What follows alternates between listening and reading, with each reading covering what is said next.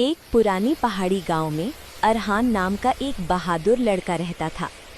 एक दिन वो जंगल के सुनसान रास्ते से गुजर रहा था, तभी उसे मिट्टी के नीचे से एक चमकती हुई सुनहरी अंगूठी मिली। जैसे ही अरहान ने अंगूठी अपनी उंगली में पहनी, चारों तरफ रोशनी का गोल घेरा बन गया और एक धीमी रहस्यमयी आवाज आई, जो इस अंगूठी का सच्चा हकदार है वही खोया हुआ खजाना पा सकता है। अरहान हैरान था, पर उसके दिल में हिम्मत थी।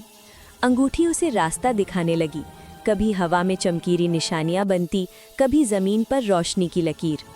रास्ते में उसे एक बोलता हुआ उल्लू मिला। उल्लू ने कहा, खजाना ताकत से नहीं, सच्चे दिल से मिलता है। दोनों मिलकर एक अंधेरी गुफा तक पहुंचे। गुफा के दरवाजे पर एक बड़ा पत्थर जड़ा था, जिस पर लिखा था, सच बोलो, रास्ता खुल जाएगा। अरहान ने धीरे से कहा, मैं ये खजाना अपने लिए नहीं, अपने गांव की भलाई के लिए चाहता हूँ।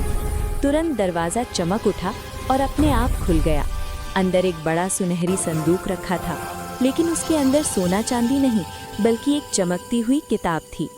किताब खुली और उसमें से आवाज़ आई, असली खजाना धन नहीं, ज्ञान है जो दुनिया बदल देता है।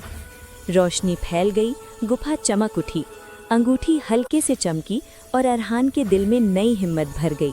वो किताब लेकर गांव लौटा। गांव वालों ने मिलकर उस किताब से सीखा और उनका गांव पहले से ज़्यादा खुशहाल, रोशन और एकजुट बन गया। अंत में अरहान ने आसमान की ओर देखा और मुस्कुराते हुए कहा, असली ताकत सच्चे इरादों और नेक दिल में